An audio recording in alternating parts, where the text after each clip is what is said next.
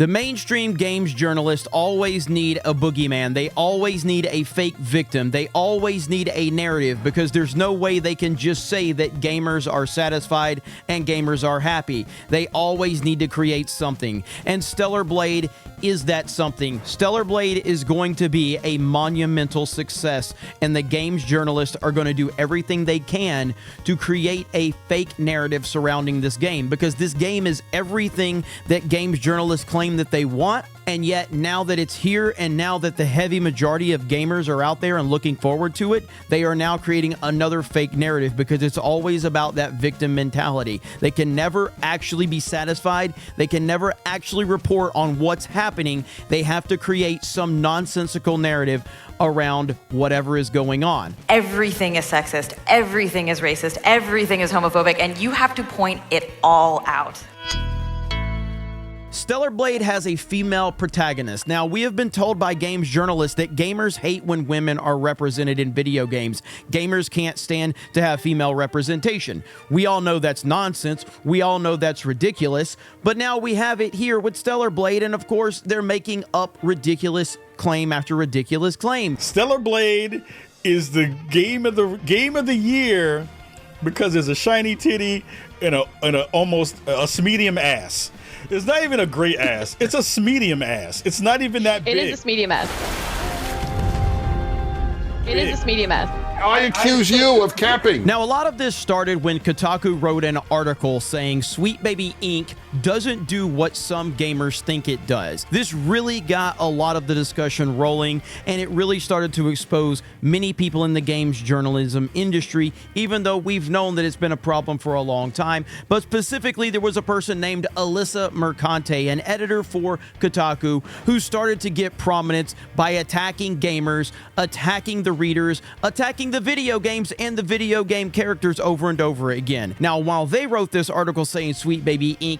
doesn't do what some gamers think it does, we over at geeksandgamers.com released an article that said Sweet Baby Inc. does exactly what gamers think it does, because it's meant to destroy. It's meant to call itself a consultancy company in order to make it seem like they're there to help, we're there to assist, but in reality, what they are there to do is to destroy and tear down anything that resembles a good game, anything that connects with gamers, and anything that customers are going to want to be interested in. That is what Sweet Baby Inc. does. Congratulations.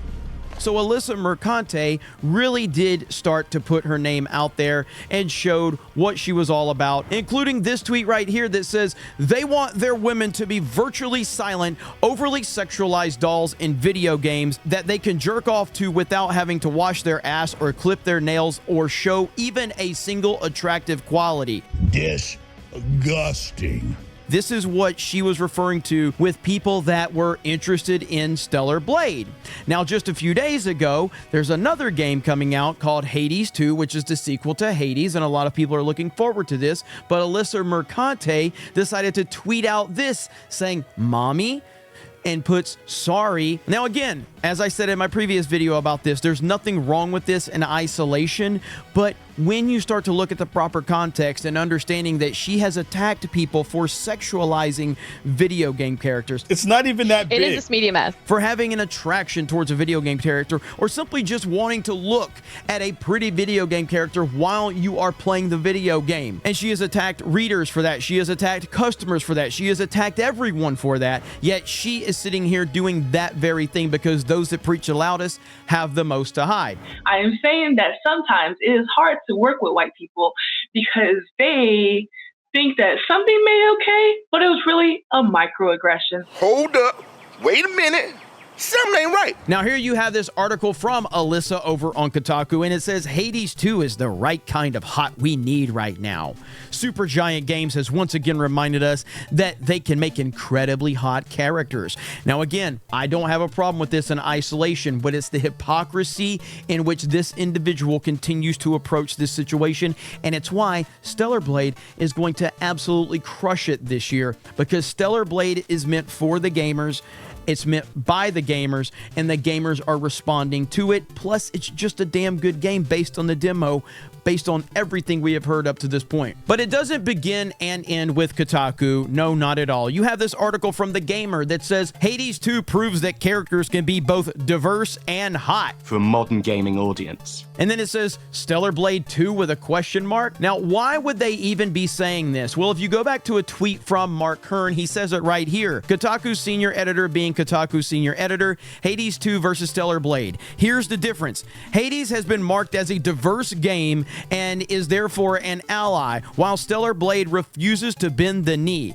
That's why they hate it while loving Hades. No hate, Hades is a great game, they just play ball. And that is ultimately what this comes down to, and it's why Stellar Blade more than likely will be 2024's Hogwarts Legacy. As you all know, Hogwarts Legacy was the best-selling game of last year, and it was completely ignored by the mainstream games industry for the most part, even though it sold so many copies, even though it was attached to one of the biggest IPs in the world. Because of the failed boycott surrounding that game, they decided to completely ignore Hogwarts Legacy. That is the same thing that's going to happen with Stellar Blade. Here you have this article right here from Inverse. It says Stellar Blade and the male gaze. Attractive to who?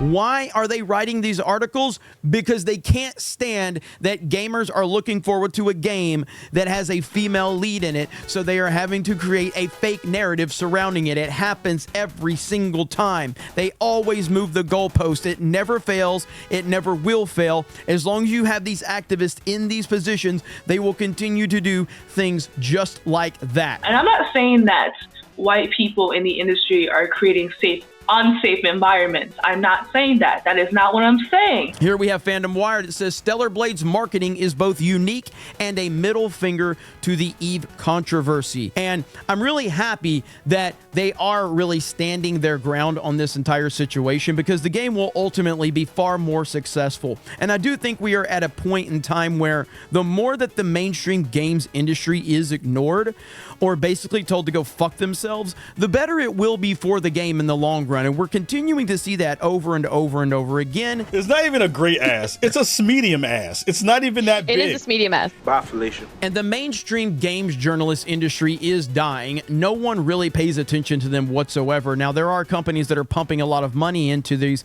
platforms to keep them somewhat relevant, but that is not sustainable. Independent content creation is sustainable, and that is where we're heading. And Stellar Blade is another classic example of showing that the mainstream games journalist industry has absolutely no impact whatsoever.